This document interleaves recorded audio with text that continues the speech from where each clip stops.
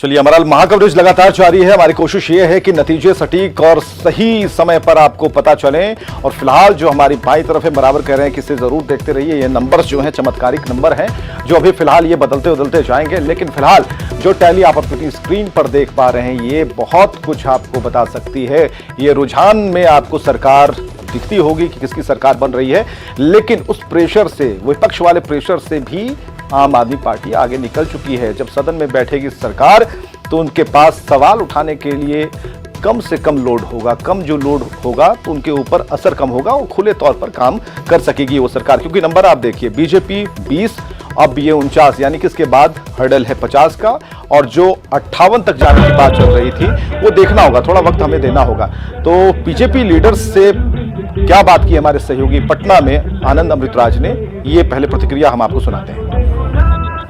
धीरे धीरे दिल्ली विधानसभा की तस्वीर साफ होती जा रही है और आम आदमी पार्टी की सरकार बनती दिख रही है। बीजेपी के वरिष्ठ नेता राजीव रंजन जी हमारे साथ हैं। सर, बीजेपी बिहार से भी काफ़ी नेता गए थे और जेडीयू के भी नेता गए थे, लेकिन दिल्ली का जो परिणाम आ रहा है वो आप लोग के उम्मीद के विपरीत लग रहा है क्या? नहीं, देखिए ऐसा है कि अभी पूरा परिणाम नहीं आया है, आने दिन पे दिन बढ़ता है। जैसे शुरू में उनका 58 था, हमारा 10-12 था, अभी बढ़ के 20-22 हुआ है। हो सकता है ये कहते हैं 35 या 40 तक चली जाए। जब तक पूरा परिणाम नहीं आता है तब तक हम लोग होप नहीं छोड़ते हैं। ये पहली बात। दूसरी बात यह है कि हमारे प्रदेश अध्यक्ष वहाँ के एकदम कॉन्फिडेंट है कि हमारी सरकार बन रही है, तो उन पर हम लोगों को पूर्ण विश्वास है।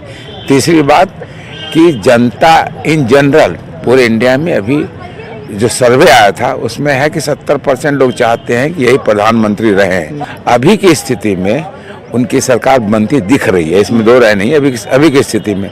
लेकिन मैं इस पर पूरी बात तभी कह पाऊंगा जब सब सारा मेरे ख्याल से 12 बजे तक क्लियर हो जाएगा कि किसकी सरकार बन रही है, किसकी नहीं बन रही है। सर, एक सवाल है कि दिल्ली में ऐसी जो तस्वीर दिख रही है उसके पीछे आपको वजह क्या लगता है कि केजरीवाल ने ऐसा क्या कर दिया था कि केजरीवाल सब पे भारी पड़ते दिख रहे हैं? केजरीवाल ने कुछ किया नहीं है। केजरीवाल ने सिर्फ नौटंकी किया है और लोगों को बरगलाने में सक्सीड कर रहे हैं। एक आखिरी सवाल है, दिल्ली का असर बिहार विधानसभा चुनाव पर भी पड़ता दिख रहा है?